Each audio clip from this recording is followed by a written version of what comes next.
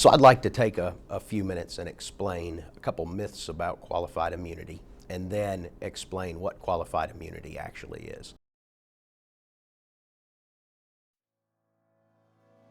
Qualified immunity does not protect officers from criminal liability.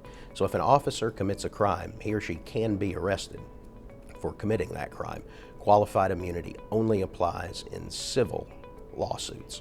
Qualified immunity does not protect officers from civil suits where an officer knowingly and intentionally violates a person's rights.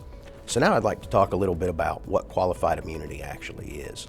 Qualified immunity protects government officials, so not just police and deputy sheriffs, it protects all government officials for discretionary acts that are committed in the scope of their employment. Discretionary acts are simply acts that an officer commits or does in the scope of his employment, where he has to choose between different courses of action. So some examples are, as an officer, should I arrest someone or not arrest someone? Should I use force in order to make an arrest? And if so, how much force should I use? Is it a taser? Is it just grabbing somebody and putting handcuffs on them? How can a plaintiff overcome qualified immunity? So when an officer does a discretionary act, he's entitled to qualified immunity. A plaintiff can overcome it by showing two things. First, the plaintiff has to show that the officer violated his or her rights.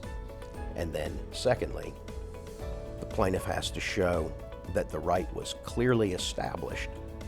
And to show that a right was clearly established, the plaintiff has to show that there is case law prior to the incident that the plaintiff is suing for that instructs an officer that that particular conduct would be unlawful. There's one more way that a plaintiff can show clearly established, and that's if the officer's actions are plainly obvious to any reasonable officer that they are violating a person's rights. So how does this actually work?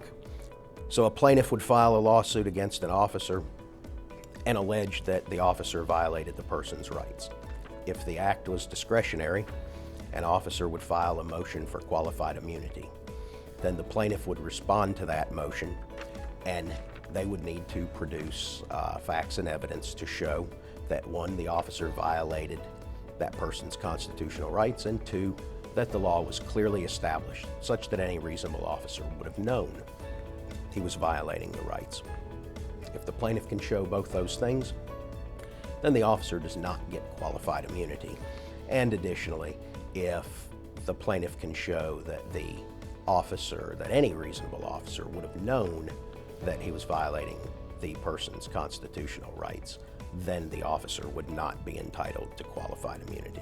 Qualified immunity protects officers that did not know or have fair warning that they were violating a person's rights.